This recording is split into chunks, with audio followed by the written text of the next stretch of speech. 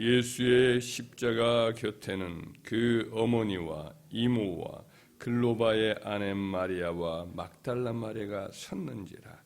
예수께서 자기의 어머니와 사랑하시는 제자가 곁에 서 있는 것을 보시고 자기 어머니께 말씀하시되 여자여 보소서 아들이니이다 하시고 또 그 제자에게 이르시되 보라 네 어머니라 하신대 그때부터 그 제자가 자기 집에 모시니라. 아멘. 오늘 예수님께서 그 가장 수치스럽게 매달려 있는 그 십자가 골고다 언덕의 십자가 곁에 끝까지 머물러 준 예수님의 사람들이 여기서 나옵니다. 군중들은 막 예수님을 향해서 침을 뱉고 조롱을 하고 그런 가운데 있어요. 예수님은 그 아무런 변호도 받지 못하고 그것들을 다 받으면서 홀로 이제 이렇게 고난을 감내하고 있는 거죠. 예수님의 제자들도 다 사실은 도망쳤고 그 주변에는 이제 예수님을 적대하던 사람들의 그런 사람들 말이 마치 먹잇감을 둘러싸서 막 한 번씩 물어뜯는 이리떼들처럼 예수님을 향해서 막 공격을 하고 의기양양하고 그런 상황에 있는 거죠. 참 예수님은 외롭고 또 육체는 말할 수 없이 고통스러운 모습으로 있는 것이죠. 근데 바로 그 곁에 그래도 아주 소수지만은 예수님의 곁에서 머물면서 예수님을 측은하고 안타깝고 가슴 아파하면서 그렇게 곁을 지켜주는 사람이 있습니다. 25절에 보면은 그 어머니 예수님의 모친 마리아죠. 또 이모라고 나옵니다. 이모는 이제 마리아의 여동생이겠지요. 그리고 사도 요한과 야고보의 어머니로서 이제 옆에 또 같이 있습니다. 또 글로바의 아내라고 엠마오로 가는 두 제자 중에 한 사람이었던 사람이 이제 글로바인데 그 글로바의 아내 마리아가 또 옆에 있습니다. 그리고 막달라 마리아 일곱 귀신에게 온전해서 귀신에게 사로잡혀서 거의 아무것도 자기 이성을 이렇게 차릴 수 없을 만큼 사로잡혀서 고통을 겪었던 막달라 마리아 그 여인을 고쳐주셨죠. 예수님이. 그 마리아가 또 옆에 있습니다. 그리고 또 사도 요한이 예수님의 사랑하신 제자 12제자 중에 한 사람 사도 요한이 거기서 예수님과 함께 고통을 나누고 있습니다. 사람이 성공할 때는 그 곁에 사람들이 모이게 되고 기쁘게 되고 또 그런 일들은 그 곁에 머무는 것은 즐겁고 또 쉬운 일입니다. 그와 같은 일들을 어디나 다 있기 마련인데 그렇게 한때 막 성공할 때는 곁에 있다가도 그 사람이 실패하거나 혹은 대중의 비난을 받을 때 그 곁에 이렇게 머무는 건 또 쉽지 않은 그런 경우를 보게 됩니다. 사람의 일에는 의리가 있어야 되고 형제도 친구도 의리가 있어야 된다. 이렇게 성경은 말합니다. 잠언서 17장 17절 말씀에 보면 친구는 사랑이 끊어지지 아니하고 형제는 유반 때를 위하여 낳느니라. 일종의 여기서 현상을 얘기하기보다는 하나의 그 의무를 얘기합니다.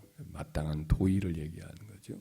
친구란 진정한 친구란 이 사랑이 끊어지지 않는 거다. 어떤 경우도 그 사랑을 지키는 것이다. 마치 다윗과 요나단 같이 그와 같이 끝까지 사랑을 이렇게 지키고 신실하게 우정을 나누는 것이다. 형제도 마찬가지다. 평온할 때만 형제가 아니고 위험에 처했을 때도 그 우애를 지켜가는 것이 진정한 형제지간이다. 이렇게 말씀을 해 주신 거지요. 예수님은 제자들에게 너희는 나의 친구라 종들이 아니다. 이렇게 말씀을 해 주었지만은 그러나 제자들은 그때 사실은 다 도망을 쳤지요. 오직 사도 요한 한 사람만 이렇게 십자가 곁에 머물고 있음을 보게 됩니다. 참 안타깝죠. 예수님이 친구로서 끝까지 예수님과 함께 고난을 겪어야 되는데 그러지 못했던 제자들입니다. 주님이 자기의 고난을 당할 때에 그 곁에 머물러 주는 것을 귀히 여기십니다. 그리고 후에 제자들은 이제 끝까지 거의 다 순교를 했으니까 끝까지 이제 예수님 편에 남아 있었는데 이런 위에 이런 어떤 이 끝까지 형제지간의 어떤 모습으로 주님을 사랑하고 섬기는 의리를 지키는 모습을 주님은 귀히 여기시고 또 거기에 대해서는 또 보상을 하고 갚아주신다라고 말씀을 제자들에게 하신 바가 있습니다. 누가복음 22장 26절 이하에 보면 잡히시기 전날 밤 주님께서 제자들에게 이런 말씀을 하죠.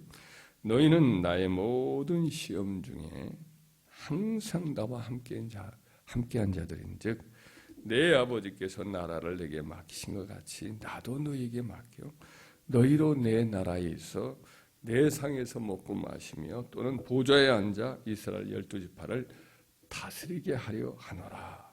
이렇게 말씀을 하셨습니다. 예수님의 제자들도 고생은 별로 많이 하지 않았지만은 예수님이 바리새인들에게 욕 먹고 막 그 위험에 빠지려고 할 그때에도 제자들은 그래도 예수님 곁에 머물러 있었거든요. 예수님이 유대인들에게 죽음의 위험을 당할 때 그들도 좀 불안했던 것은 사실이지요.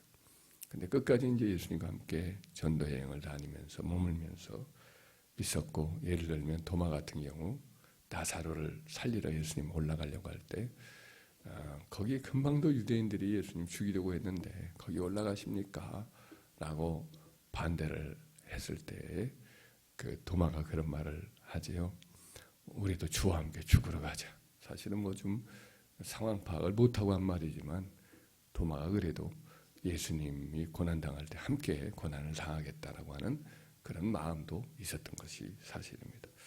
그래서 이와 같은 제자들에게 지금 예수님은 영광의 나라에 들어갈 때 함께 상에서 먹고 마시고 또 함께 보좌에 앉아서 다스리는 그와 같은 상을 주시겠다 말씀을 하신 거지요.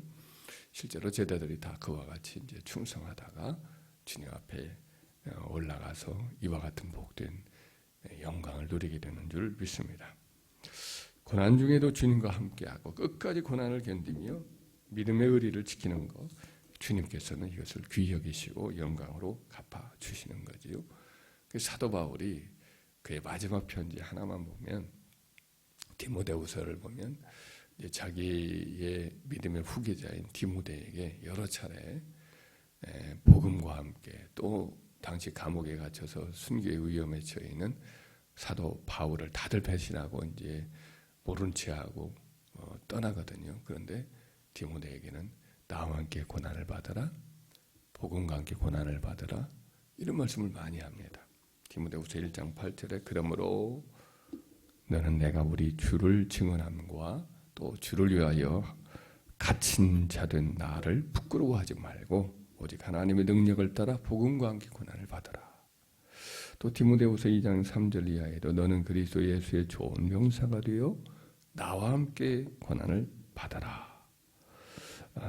미쁘다 이 말이여 우리가 주와 함께 죽었으면 또한 함께 살 것이요 참으면 주와 함께 왕노릇 하릴 것이요 우리가 주를 부인하면 주도 우리를 부인하실 것이라. 우리는 미쁨이 없을지라도 주는 항상 미쁘시니 자기를 부인하실 수 없으시리라. 이런 말씀도 하시고 마지막 그 편지의 마지막 부분인 디모데후서 4장 5절에도 동일한 논조로 말씀을 계속하지요.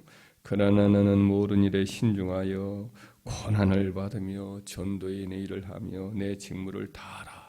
전제와 같이 내가 벌써 부어지고 나의 떠날 기약이 가까웠도다. 나는 선한 싸움을 싸우고 달려갈 길을 마치고 믿음을 지켰으니 이제 후로는 나를 위하여 의의 면류관이 예비되었으므로 주곧 의로우신 재판장이 그날에 내게 주실 것이요 내게만 아니라 주의 나타나심을 사모하는 모든 자에게도지라. 이런 말씀을 사도가 마지막에 거의 뭐 이제 승리의 확신을 가지고 이와 같이 고난을 기꺼이 받아라, 이렇게 이야기를 하고 있음을 보게 됩니다.